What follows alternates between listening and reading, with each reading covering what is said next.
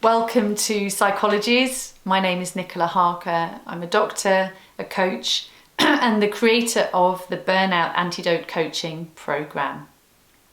In this short coaching video, I'm going to be showing you why mastering resistance is so important and how to do it. This is the second video in a 4-video coaching series. And to access the other videos, you can use the link below in the caption below to subscribe. And if you subscribe to Psychologies, you can access the full coaching program, including weekly workbooks for in-depth coaching.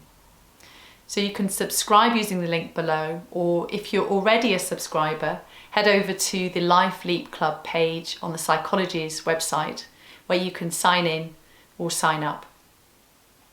So in today's video, we're talking about resistance.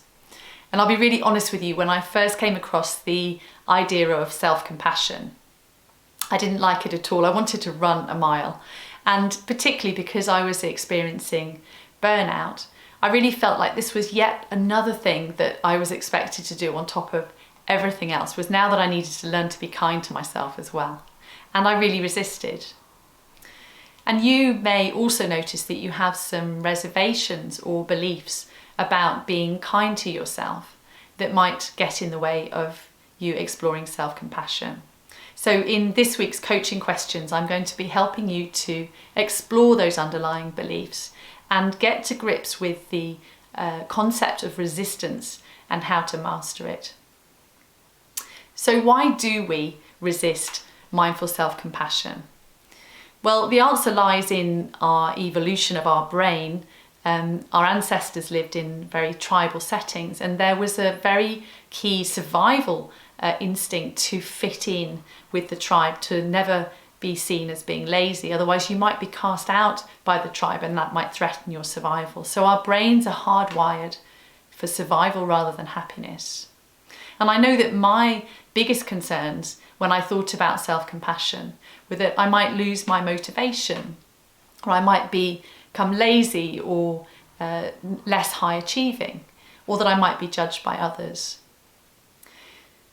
The truth about resistance is that it's our primitive brain triggering a threat response because of an underlying fear. So if you fear that you're going to be criticised because you're being kind to yourself or self-compassionate, then you'll naturally resist self-compassion. But the interesting thing is that the research around self-compassion has shown us that people who learn the skills of self-compassion are actually more motivated. They become better at dealing with conflict and difficult situations. They're more likely to lean into discomfort rather than avoiding difficulty. And it's even been shown to be beneficial for people who are trying to overcome past trauma. So in order to master resistance, the first thing that we need to do is to be able to recognize it when it's happening. And this is a very fascinating subject because resistance shows up in remarkably diverse ways. So in this week's coaching questions, I'm going to be encouraging you to explore how resistance might be showing up for you. It might be in very physical ways, such as jaw tension or headaches or shoulder pains, or you might notice that you suddenly feel emotional, so tearful, or suddenly feeling very cross. Sometimes people experience resistance as feeling very sleepy or tired. So I'm going to be helping you to explore how you feel resistance in your body. But then the next step is, once we've recognised that we're experiencing resistance, how do you sort that out? Because resisting resistance would just be piling on the pressure. So this is where we return to the steps that we mentioned in the last video, that the first step is awareness, and then the second step is recognising that it's completely normal to experience resistance. Everybody experiences resistance, and in fact it's related to our tricky brains, the way that we're hardwired.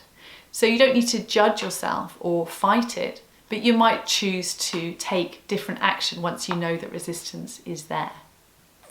And that brings us to the final step, which is taking compassionate action. So if you notice that you're experiencing resistance then one of the things that you can do is you can consider, well, what would I do for someone else? I might give them some encouragement.